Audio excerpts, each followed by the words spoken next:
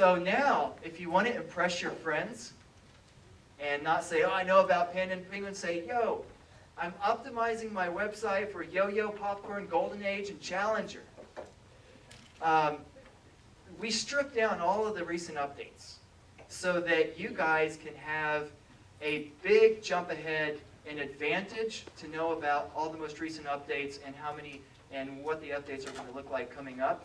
So we stripped off all the cute little code names, but every single major update is associated to a code name like these.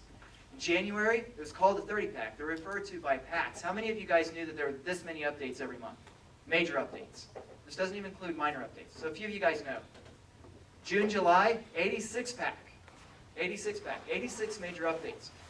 Again, we're going to cover this functionally, and I'll share some of the specific updates as we go section through every section.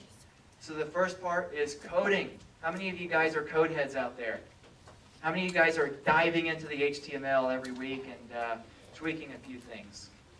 By the way, it's not a good idea to tweak your meta tags on and on. That doesn't work. Google likes to see that you're of consistent mind. In other words, that your focus stays the same.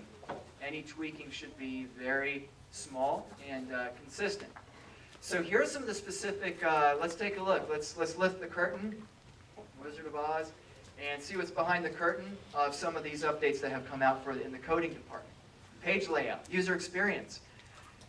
It's actually going to start counting against you a little bit, depending on location-wise, where your content is for the top of the page versus the bottom of the page. But that's a minor detail.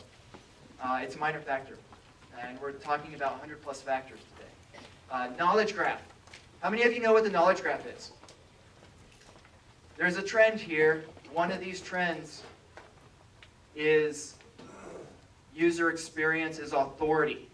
Who put this information out there? How can we tell how good this information is? And so there's markup language on your website that can, there's a lot of different markup language that you can give yourself basically relevance and authority to say, I did this content. It was me. And you're going to notice on the right-hand side, you may have noticed if you look for popular things lately, you see a snapshot of the person who posted that. That's the knowledge graph.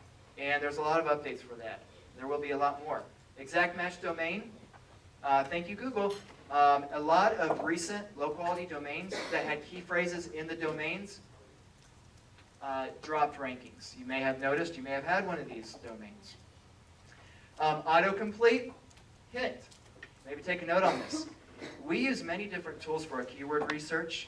Here's one you may not have thought of. If you use autocomplete and turn it on, it's going to give you a lot of ideas. It may in fact give you a few ideas that none of the keyword research tools give you. Check out autocomplete. It may give you some keyword ideas over your competitors that they're not using. And then finally, snippets. Code, code, code. We're doing a lot more of this. It's kind of a lot of the back-end work that we're doing that we never get credit for, and no glory. No one ever knows about it. But snippets, it's user experience. Google's improving what information it's showing on the front end. And the way it's doing that is looking at the code of your site.